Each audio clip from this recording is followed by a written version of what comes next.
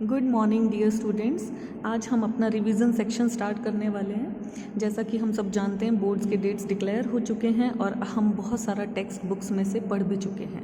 But now we have to go through some conceptual questions के क्या क्या types हमसे पूछे जा सकते हैं।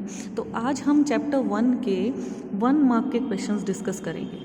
उसकी ये कुछ 4 टाइप्स हैं जो मैं इस वीडियो में डिस्कस करने वाली हूँ। Some of them are multiple choice questions, कुछ fill in the blanks discuss होंगे, कुछ ट्रू फॉल्स उनके रीजंस के साथ, और कुछ matching up with reasons, match the followings with reasons. ये 1 मार्क के क्वेश्चन करने से क्या बेनिफिट होता है कि हमारा जो कॉन्सेप्ट है चैप्टर का, क्योंकि टेक्स्ट जो है वो रॉ फॉर्म में है, काफ़ी सारा है, तो बहुत मिनिमाइज करके उसको स्टडी करना है। हमें बिल्कुल टू द पॉइंट आंसर देना होता है 1 मार्क के क्वेश्चन में, आइदर येस और नो। एक ही टू द पॉइंट आंसर होगा हर एक में। तो वो हम कैसे फाइंड आउट करेंगे, हम टोटली उस कॉन्सेप्ट को आज डिस्कस करने वाले हैं इस वीडियो में। So let us go through some multiple choice questions first of all. See objective type questions. ये कुछ 2 क्वेश्चंस मेरे सामने हैं जो प्रीवियस ईयर के सीबीएसई बोर्ड के क्वेश्चंस आ चुके हैं। First question is management is, 4 option दिए हैं हमें, साइंस है, आर्ट है, दोनों हैं साइंस और आर्ट, या कुछ भी नहीं है। What will be the answer? Management is both science and art. हमने अपने जो नेचर ऑफ मैनेजमेंट के टॉपिक में पढ़ा है कि मैनेजमेंट साइंस भी है और आर्ट भी है। ये एक सोशल साइंस है because it deals with human beings, and ये आर्ट भी है that it is the art of getting things done through others. दूसरों से काम कराने की कला को हम मैनेजमेंट कहते हैं। सो answer will be both science and art. Second question is the purchase, production and sales managers. ये कंपनी है शारदा लिमिटेड। इसके 3 डिफरेंट मैनेजर्स के बारे में डिस्कस किया इस क्वेश्चन में कि ये जो फर्म है ये रेडीमेड गारमेंट्स मैन्युफैक्चर करती है, और ये तीनों मैनेजर्स जनरली उनमें कुछ कॉन्फ्लिक्ट्स रहते हैं क्योंकि तीनों अलग अलग डिपार्टमेंट के हैं, तो तीनों के अलग अलग टारगेट्स रहते हैं, अलग अलग ऑब्जेक्टिव्स रहते हैं। यूजुअली क्या होता है कि सबको ये लगता है that they are qualified, they only are qualified to evaluate, judge and decide on any matter. इनको क्या लगता है कि अपने डिपार्टमेंट का जो जजमेंट है, जो इवैल्यूएशन है या जो भी डिसीजन है, उसके लिए ये खुद ही क्वालिफाइड है बस, क्योंकि ये प्रोफेशनल हैं उस एरिया में। अब कौन सा कॉन्सेप्ट यूज़ करना पड़ेगा सीईओ को, जो चीफ एग्जीक्यूटिव ऑफिसर है मिस्टर रमन इस कंपनी के, उनको ये कन्फ्यूजन नज़र आ रहा है, कॉन्फ्लिक्ट्स नज़र आ रहे हैं 3 डिफरेंट मैनेजर्स में। तो इनको कौन सा कॉन्सेप्ट यूज़ करना चाहिए कि इन सब का इंटरेस्ट, ओपिनियन और अप्रोच जो ये डिफरेंट चल रही है ये रिकंसाइल हो सके, यानी मैच हो सके। अब यहाँ आपको क्या चीज़ की कमी नज़र आ रही है कि 3 अलग अलग प्लेस पे, 3 अलग अलग लेवल्स पे, या 3 अलग अलग लेवल्स नहीं, क्योंकि लेवल्स तो ये तीनों सेम ही हैं, मिडिल लेवल के मैनेजर्स की यहाँ पे बात हो रही है। तो ये तीनों जो लोग हैं इनमें जो कॉन्फ्लिक्ट आ रहा है, इनकी जो अप्रोच मैच नहीं हो रही, इनका इंटरेस्ट मैच नहीं हो रहा, इनका ओपिनियन मैच नहीं हो रहा, तो इनको रिकंसाइल करने के लिए, इनके तालमेल को बनाने के लिए मिस्टर रमन को क्या करना है। यानी यहाँ आपको तालमेल की कमी नज़र आ रही है। किस चीज़ की कमी नज़र आ रही है? यहाँ पे हमें कोऑर्डिनेशन की कमी नज़र आ रही है। तो मिस्टर रमन को यहाँ क्या करना है? यहाँ कोऑर्डिनेशन रिक्वायर्ड है ताकि वो उनको रिकंसाइल कर सके। So the answer will be coordination here. So let us go through some more additional MCQs now. अब क्वेश्चन आता है management is a complete. Management completely क्या है? आर्ट है, साइंस है, आर्ट साइंस दोनों हैं, या प्रोफेशन है? अभी देखिए जो हमने फर्स्ट क्वेश्चन यहाँ पे डिस्कस किया था मैनेजमेंट इज़, और हमने आंसर किया था कि ये तो दोनों हैं, साइंस भी है और आर्ट भी है। लेकिन यहाँ क्वेश्चन क्या पूछा है? Management is a complete. Completely क्या है? ऐसी कौन सी आपने नेचर पढ़ी है जिसके सारे फीचर्स मैच होते हैं? वो हमने पढ़ा है आर्ट में। आर्ट के सारे फीचर्स मैनेजमेंट के साथ मैच होते हैं, इसलिए मैनेजमेंट अगर कंप्लीटली पूछा जा रहा है तो वो आर्ट है। अगर सिंपली पूछा जा रहा है मैनेजमेंट क्या है, तो वो साइंस भी है और आर्ट भी है। ये कन्फ्यूजन आपका एक यहाँ दूर हुआ होगा। Next question is maintaining liaison with outside world is the function of top level managers, middle level managers, operational management जिसको हम लोअर लेवल मैनेजमेंट भी बोलते हैं, या ऑल ऑफ द अबव। बाहर की दुनिया से मीटिंग्स रखना, बाहर की दुनिया मतलब जैसे गवर्नमेंट है, मीडिया है, कोई सप्लायर है, उनसे जो भी बातचीत करनी है वो कौन से लेवल ऑफ मैनेजर्स को करनी होती है? वो हमेशा टॉप लेवल मैनेजर्स को करनी होती है, बिकॉज टॉप लेवल मैनेजमेंट जो होती है वो पूरे ऑर्गेनाइजेशन के लिए रिस्पॉन्सिबल है। इसलिए बाहर से जो भी चीज़ें क्लिक करेंगी ऑर्गेनाइजेशन को, वो सिर्फ टॉप लेवल मैनेजमेंट का काम होता है। So in this question the answer will be top level managers. Next question is management is essential for all the organizations which are non-profit organizations, service organizations, social organizations or all of the above। Question ये पूछ रहा है कि management इस तरह के organisation के लिए ज़रूरी है। अब हमने तो ये पढ़ा है कि मैनेजमेंट परवेसिव है, वो हर जगह ज़रूरी होती है, तो चाहे वो नॉन प्रॉफिट ऑर्गेनाइजेशन हो, चाहे वो सर्विस सेक्टर हो या सोशल ऑर्गेनाइजेशन हो, तो answer will be all of the above, क्योंकि हमने मैनेजमेंट का एक फीचर पढ़ा है कि मैनेजमेंट परवेसिव होती है, इसलिए इसकी ज़रूरत हर जगह पर है। Question number 4 is management contains a series of inter related functions. Management में एक सीरीज़ है कुछ फंक्शंस की, जो सारे फंक्शंस आपस में इंटर रिलेटेड हैं, रिलेट करते हैं। उसमें कौन कौन से फंक्शंस आते हैं? अब क्योंकि सीरीज़ ऑफ फंक्शंस हैं, हमने 5 फंक्शन पढ़े हैं, planning, organising, staffing, directing and controlling, तो हम किसी एक फंक्शन को तो पॉइंट आउट नहीं कर सकते, ठीक है। तो ये तीनों ही इसमें इंक्लूड होते हैं, क्योंकि मैनेजमेंट तो एक प्रोसेस है, उनमें ये तीनों फंक्शंस इंक्लूड होंगे। That is why answer will be all of the above. Question number 5, successful management ensures that. एक सक्सेसफुल मैनेजमेंट क्या इंश्योर करता है?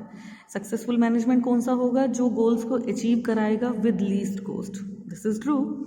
Timely achievement of goals. Least cost का मतलब यहाँ पे बात हो रही है एफिशिएंसी की, तो मैनेजमेंट का तो टारगेट होता है कि एफिशिएंसी मेंटेन करनी है। अब टाइमली अचीवमेंट का मतलब क्या हुआ? इफेक्टिवनेस भी चाहिए, ठीक है। अब ये दोनों चीज़ें तो हमारी रिक्वायर्ड हैं। Next option is both of the above, A and B, and none of the above. तो हमें क्या ठीक नज़र आ रहा है? मैनेजमेंट का तो सक्सेसफुल मैनेजमेंट तो एफिशिएंसी पे भी ध्यान देती है और इफेक्टिवनेस पे भी ध्यान देती है। So the answer will be both of the above, A and B. Next is question number 6, management is said to be poor if it is. Management poor है अगर ये एफिशिएंट तो है पर इनइफेक्टिव है। नहीं, अभी हमने प्रीवियस क्वेश्चन में पढ़ा है, हमें तो एफिशिएंसी भी चाहिए और इफेक्टिवनेस भी चाहिए। Effective but efficient, both inefficient and ineffective, या ऑल ऑफ द अबव। अब आप ये देखिए, ये सारी कमियां ही हैं, ये तीनों पॉइंट्स में हमने मैनेजमेंट की कमी नज़र आ रही है। तो क्वेश्चन भी तो यही पूछ रहा है कि मैनेजमेंट पुअर होगी अगर वो एफिशिएंट तो है लेकिन इनइफेक्टिव रह गई, तो ठीक है, ये पुअर वाली बात है। इफेक्टिव तो है बट इनएफिशिएंट रह गई, नहीं, ये भी नहीं चलेगा, क्योंकि हमें ये दोनों चीज़ें रिक्वायर्ड थी। अब इनएफिशिएंट और इनइफेक्टिव का तो कोई रोल है ही नहीं, तो ये सारी ही कमियां हैं, इसलिए मैनेजमेंट पुअर होता है। So the answer will be all of the above. Next is question number 7, Tarang Enterprises Limited is planning to increase its sales by 30% in the next quarter। अगले 3 महीनों में सेल्स को 30% बढ़ाने का टारगेट रखा गया, प्लान किया गया। Identify the feature of the management being highlighted in the given statement. इस स्टेटमेंट में मैनेजमेंट के कौन से फीचर को हाईलाइट किया गया है? क्या मैनेजमेंट परवेसिव दिखाई दे रहा है यहाँ पे? परवेसिव का मतलब तो ये होता है कि मैनेजमेंट हर जगह चाहिए। Management is a goal oriented process, management का कुछ ना कुछ टारगेट होता है। ये चीज़ें यहाँ रिलेट हो रही हैं, यहाँ टारगेट सेट किया जा रहा है, देखिए। सो आंसर विल बी दिस। फिर भी हम दूसरी ऑप्शंस देख लेते हैं। Management is a continuous process, ठीक बात है कि मैनेजमेंट कंटिन्यूअस है, लेकिन यहाँ कंटिन्यूटी की कोई बात नहीं है। And all of the above, क्योंकि ये दोनों चीज़ें यहाँ पे नहीं हैं, तो मैनेजमेंट का सिर्फ टारगेट की बात की गई है। So the answer will be this, B. Question number 8, management translates the works to be carried out in terms of goals to be achieved and assigns the means to achieve it. This statement relates to, अब इसमें देखो option दिया हुआ management of work, management of people and management of operations and all of the above. आप ध्यान से देखें तो ये तीनों points management is multi dimensional के पार्ट हैं, तो इसका मतलब मैनेजमेंट की कोई एक डायमेंशन दी गई है इस स्टेटमेंट में। तो फिर से पढ़िए कि मैनेजमेंट जो है, जो काम है, उसको गोल्स में कन्वर्ट कर देता है, इज टू बी अचीव, और फिर उसके लिए मीन्स भी अरेंज करता है कि उसे अचीव करना। तो यहाँ सारी बात, सारा जो टोटल फोकस है वो वर्क के ऊपर है। So that is why the answer will B management of work. Question number 9, management is considered important because management क्यों इम्पॉर्टेंट है? क्योंकि ये एक ऑर्गेनाइजेशन को हेल्प करती है चेंजेस को अडॉप्ट करने के लिए। ये बात सही है। It seeks to integrate individual efforts, जो डिफरेंट इंडिविजुअल्स काम कर रहे हैं उनके एफर्ट्स को भी इंटीग्रेट करती है मैनेजमेंट। ये भी बात सही है। It helps in development of society, ये भी बात सही है। तो इसलिए answer will be all of the above. Management इसलिए इंपॉर्टेंट है क्योंकि ये सारी चीज़ें मैनेजमेंट हेल्प करती है। Question number 10 is management is considered to be an art because, इसमें अब हम आर्ट का कोई फीचर देखेंगे। The principle of management have universal validity, ये तो हमने मैनेजमेंट एज अ साइंस में पढ़ा है। The principles of management have universal application, this point also belongs to management as a science. Different principles of management are brought in to effect differently by different managers, ये बात हमें art से related लग रही है। देखिए कैसे कि मैनेजमेंट के जो प्रिंसिपल्स हैं वो अलग अलग मैनेजर्स अपने अपने तरीके से डील करते हैं। ऐसे ही आर्ट में होता है अलग अलग आर्टिस्ट अपनी अपनी नॉलेज को अलग अलग तरीके से प्रेजेंट करता है। So this feature is matching. Let us see D option also. It is not important for practicing the managers to be a member of professional association. अब आर्ट में तो प्रैक्टिस बहुत ज़रूरी थी और यहाँ लिखा है इट इज़ नॉट इम्पॉर्टेंट, तो ये पॉइंट भी मैच नहीं होता। हमारा सी पॉइंट यहाँ पे मैच हो रहा है कि जिस तरह से डिफरेंट आर्टिस्ट अपनी प्रेजेंटेशन डिफरेंटली करता है, इसी तरह से एक मैनेजर भी प्रिंसिपल्स ऑफ मैनेजमेंट को डिफरेंट तरीके से इफेक्ट में लेके आता है। So the answer will be C here. Question number 11 is the main task of this level of management is to determine the overall organization objectives and strategies for their realization. जब भी हम सारे organisation की बात करते हैं that totally belongs to top level management, क्योंकि middle level को तो अपना डिपार्टमेंट देखना है, ऑपरेशनल मैनेजमेंट को या फर्स्ट लाइन मैनेजर्स ये दोनों एक ही चीज़ हैं, लोअर लेवल मैनेजमेंट इनको अपना सेक्शन ऑफ वर्कर देखना है। जब बात आती है ओवरऑल ऑर्गेनाइजेशन की then answer will be top level management. Next question number 12 is this level of management serves as a link between top level and first line managers. ये first line कौन होते हैं?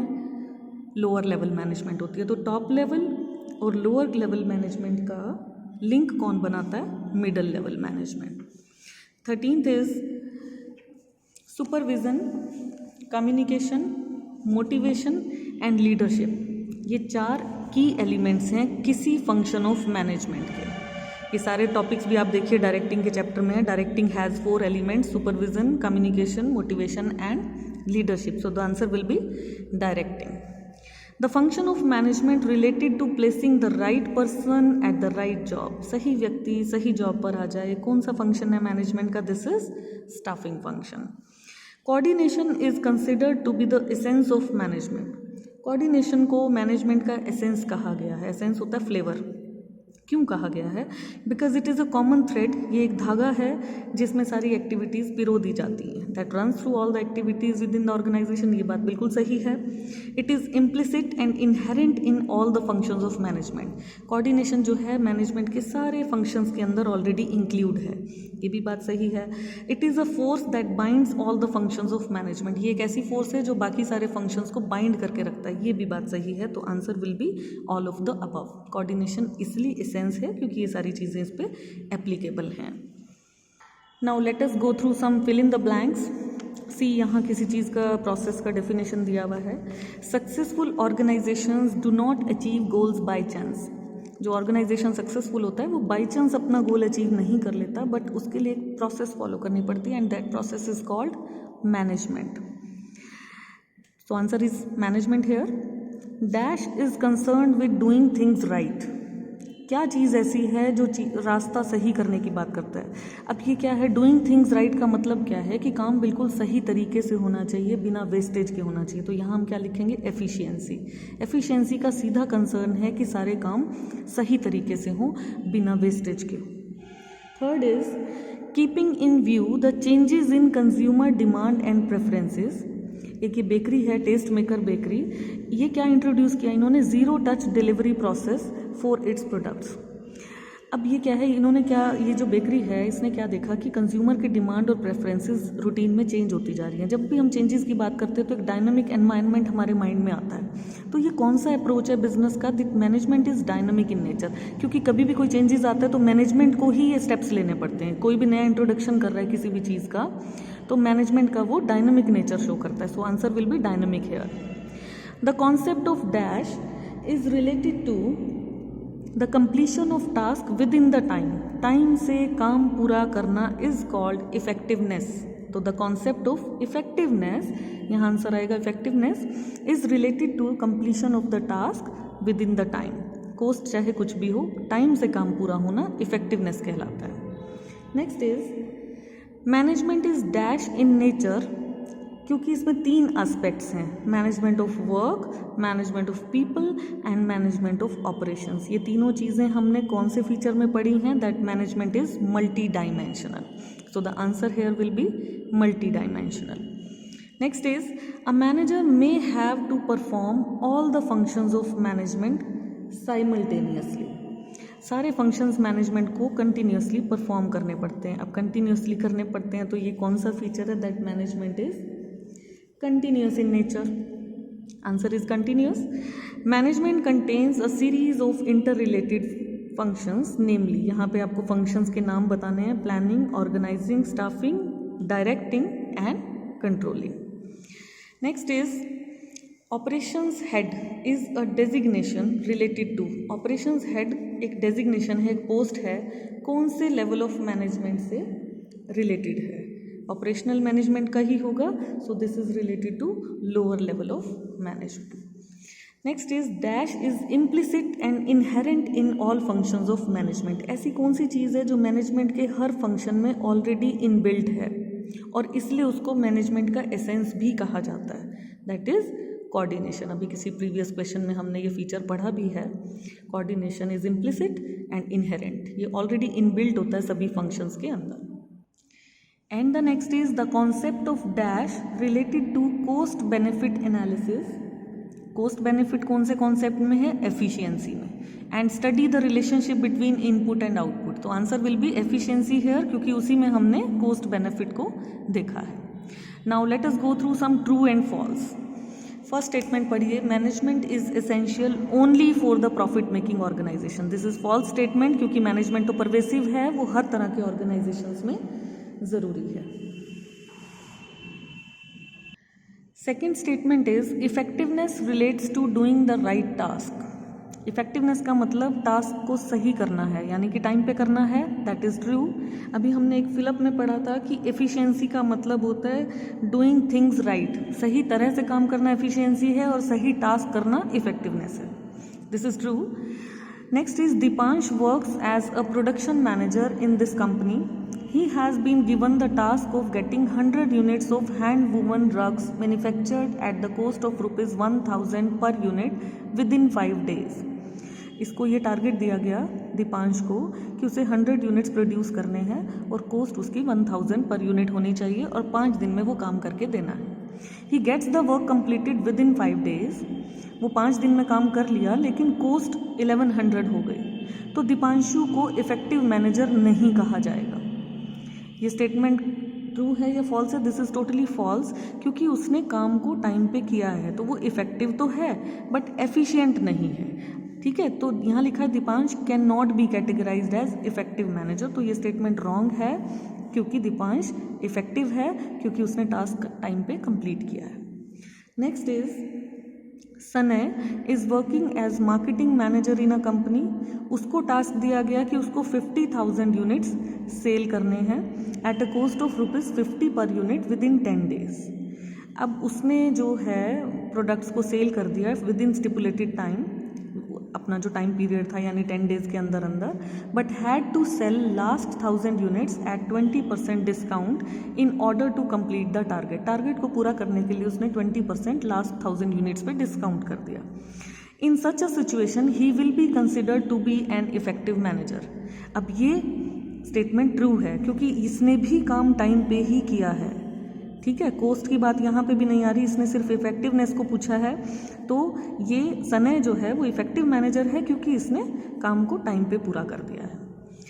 Next is the principles of management have universal applicability. This statement reflects that management is a pure science. Management के principles universally applicable हैं. इस statement से हमें ये पता चलता है कि मैनेजमेंट प्योर साइंस है. फॉल्स, क्योंकि मैनेजमेंट प्योर साइंस नहीं है क्योंकि उसमें यूनिवर्सल एप्लीकेबिलिटी भी नहीं है। मैनेजमेंट के जो प्रिंसिपल्स हैं वो कॉन्टिंजेंट है, डिपेंडेंट है सिचुएशंस के ऊपर, वो यूनिवर्सली एप्लीकेबल नहीं होते, इसलिए मैनेजमेंट प्योर साइंस भी नहीं है। So the answer is false. Sixth is the authority responsibility relationships that exists within the organization gives rise to different functions within an organization. ये जो अथॉरिटी रिस्पॉन्सिबिलिटी रिलेशन है organisation में, इनकी वजह से ऑर्गेनाइजेशन में डिफरेंट फंक्शंस अराइज होते हैं। दिस इज फॉल्स स्टेटमेंट, क्योंकि अथॉरिटी रिस्पॉन्सिबिलिटी रिलेशंस की वजह से डिफरेंट लेवल्स अराइज होते हैं। किसकी क्या अथॉरिटी है, किसकी क्या रिस्पॉन्सिबिलिटी है, ये हमें अलग अलग लेवल से पता चलता है, फंक्शन से नहीं पता चलता है। So this statement is false. Production manager is not a designation related to top level management. This is true, क्योंकि ये प्रोडक्शन मैनेजर तो मिडिल लेवल का होता है। Sections officers are categorised into middle level management. ये भी false है, क्योंकि section officer lower level management में होता है, जो अपने वर्कर्स के सेक्शंस को देखता है। Ensuring quality of output is a function of top level management. Output की क्वालिटी चेक करने के लिए लोअर लेवल ऑफ मैनेजमेंट काम करती है, टॉप लेवल मैनेजमेंट काम नहीं करती है। So this is false. And the middle level management interpret the policies made by top level managers. This is a true statement कि टॉप लेवल मैनेजर्स पॉलिसीज बनाते हैं और उन पॉलिसीज को जो इंटरप्रिटेशन होता है, फॉलो करना होता है, वो मिडिल लेवल को करना होता है। So this is true. Now let us go through some matchings. अब यहाँ हमें एक कॉलम ए और बी दिया है जिसे हमें मैच करना है। To achieve end result on time, time से काम पूरा करना क्या है, इफेक्टिवनेस है। To conduct cost benefit, cost का बेनिफिट मतलब एफिशिएंसी है। इनटेंजिबल फोर्स कौन सी है, management is an intangible force. And synchronises the various activities of the organisation, this is coordination. तो यहाँ से हम ये 4 ऑप्शन हमें आंसर में दिए हैं, तो हम यहाँ से फाइंड आउट कर लेंगे कि हमारा कौन सा कॉम्बिनेशन सही है। हमारा सी कॉम्बिनेशन यहाँ सही है। See check 1 is matching to C, first C, then second is matching to D, third is matching to A and fourth is matching to B. तो ये हमारा ये वाला ऑप्शन जो है आंसर सही है। See next question. Creating employment opportunities for society, society के लिए एम्प्लॉयमेंट अपॉर्चुनिटीज़ को जनरेट करना एक सोशल ऑब्जेक्टिव है। Giving competitive salary and perks to employees, employees को सैलरी अच्छी देना और सैलरी के साथ कुछ बेनिफिट्स दे देना is a personal objective. And earns enough revenue to cover the cost, cost cover करने के लिए रिवेन्यू अर्न करना एक ऑर्गेनाइजेशनल ऑब्जेक्टिव है। तो ये हमारा कौन सा कॉम्बिनेशन है यहाँ से, first is related to B, second is related to C and third is related to A. तो ये हमारा आंसर यहाँ पे बी आ जाएगा। Next question is see column A. Every manager has his unique style of managing things and people, अपना unique style use करते हैं मैनेजमेंट एज एन आर्ट में। The prominence of human factor in the management, management में human factor को ज़्यादा importance देने से हमें क्या दिख रहा है कि मैनेजमेंट एक सोशल साइंस है, because it deals with human beings. Anybody can proclaim to be a manager, prescribed compulsory educational degree और licence is not required. This is related to management as a profession, क्योंकि यहाँ पे एक educational degree की बात हो रही है, लाइसेंस की बात हो रही है, प्रिस्क्राइब कंपल्सरी है या नहीं इस चीज़ की बात हो रही है। So the answer will be, यहाँ से फाइंड आउट करते हैं। One is related to B, second is related to C and third is related to A. तो यहाँ पे हमारा ऑप्शन सी राइट है। Let us go to next question. See chief task is to integrate and coordinate the various activities of the business, ये काम है top level management का। To ensure availability of resources to implement policies, policies को implement करना है top level की बनाई हुई, तो ये काम है मिडिल लेवल मैनेजमेंट का। And maintain discipline among the workers, ये काम है लोअर लेवल मैनेजमेंट का। ये कॉम्बिनेशन हमारा डी पार्ट में मैच हो रहा है, so the answer will B D here. Next is setting the objectives. कहाँ पे हम ऑब्जेक्टिव्स को सेट करते हैं, कौन से फंक्शन में हम ऑब्जेक्टिव सेट करते हैं, प्लानिंग के टाइम पे, राइट। इस्टेब्लिशिंग अथॉरिटी रिलेशनशिप्स, ये हम करते हैं ऑर्गेनाइजिंग फंक्शन में। Finding the right person for the right job is staffing and essence of management is coordination. ये कौन सा कॉम्बिनेशन है हमारा, डी कॉम्बिनेशन है। I hope you all like this video और अगर इस तरह के क्वेश्चंस रिविजन्स आपको अच्छे लगे हों तो कमेंट बॉक्स में ज़रूर लिखिएगा. I will try for the next chapter also. Thank you. Have a nice day.